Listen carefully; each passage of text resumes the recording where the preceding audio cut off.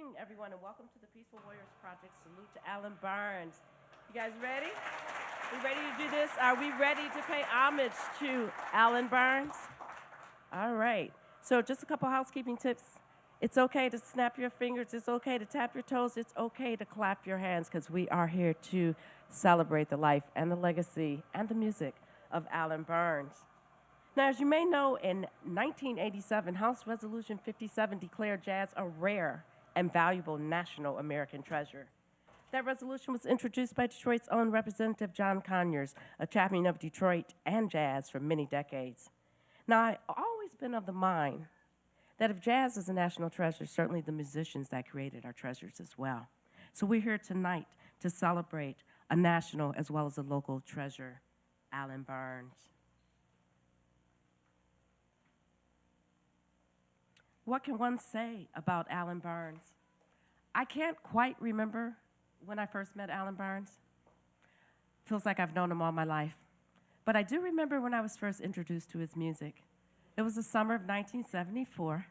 I was on my way to high school, thought I was grown, hanging out with my sisters, listening to the music of the Blackbirds. Yeah, we were walking in rhythm. Well, not that year. That was the following year. But we were listening to everything by the Blackbirds. That was the thing. And my family, we were friends with the Thomases, and they happened to be Allan Barnes' cousin. And every time that iconic flute solo and Walking in Rhythm played, they would say, "That's my cousin, that's my cousin."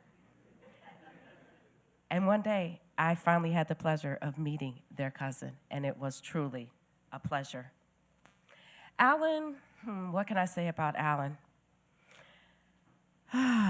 Gosh, I have so many things that I could say, so many stories that I can tell you. But one of the things I loved most about Allan is Allan was always peaceful. He was a peaceful kind of guy. He never got angry, frustrated perhaps, but not angry. He'd get frustrated when the money wasn't right at the club, but he didn't get angry because he knew in the long run everything would always work out for the best. And he always kind of gave me that type of encouragement, as he did many young people and many musicians that he mentored. I remember when I did my first live broadcast from the Detroit Jazz Festival, 2 hours, live TV. No room for mistakes, right? So I'm sitting there with Allan, and I'm like, he says, "Nina, you got this."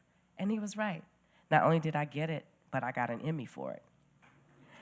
So that was the Allan Barnes that I knew and loved. He was always there, ready to support people and believe and honor people that he cared about.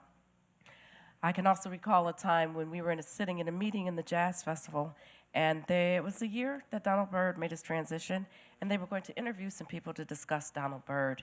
And one of the guys that was supposed to be interviewed had a conflict and couldn't make it. So they're all frazzled, and I'm sitting back, and I'm waiting for somebody to remember that Allan Barnes lived right here in Detroit. So nobody quite picked up on that. I picked up my phone, and I called him. I said, "Allan, I need you to do me a favor." It was 7 o'clock that night. He was there the next day without pay. Why? Because he wanted to share with the world, and he wanted the world to know the contributions that Donald Byrd and the Blackbirds had made to the world. So that's the kind of person that Allan was. Allan played the grand opening ceremonies at the Obama for President headquarters in Detroit in 2007, going into 2008.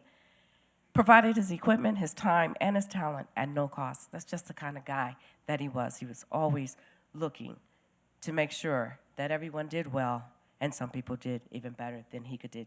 Always willing to pass on his legacy. Allan knew I loved Lansana's Priestess, and the Creator Has a Master Plan, and would play it anytime he saw me in a room. Didn't matter if he had just played it in a previous set right before I got there. He would play those songs for me, and I always appreciated that about him. I could go on, but we've got a time limit here, so I just want to close this aspect by saying one thing. You knew you were in with Allan when he called you my people. So tonight, we are here to celebrate Allan Barnes, my people. Now, Allan was many things. He was a musician, composer, collaborator, entertainer, educator, friend, neighbor, father, and family man. Whenever Allan played anywhere in the area, you knew you were in for a musical treat. Whether it was the big sounds of his tenor sax or the sweet melodies of his soprano sax, the soulful sounds of his flute, and every now and then he would even throw in a little clarinet. Allan will forever be connected to Detroit and the great music of this city, walking in rhythm and flying high, Summer Love and Rock Creek Park, forming the soundtrack of an era that lives fondly in the hearts and in the minds, not just of people of Detroit, but people around the world. And you just had to mark your calendar. Yes, you had to mark your calendar for the first Saturday of every month, because that's when Allan Barnes and Primetime would take the stage at Baker's Keyboard Lounge.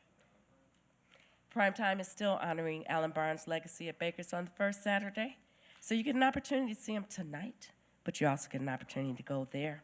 So ladies and gentlemen, please put your hands together and welcome to the stage, Primetime.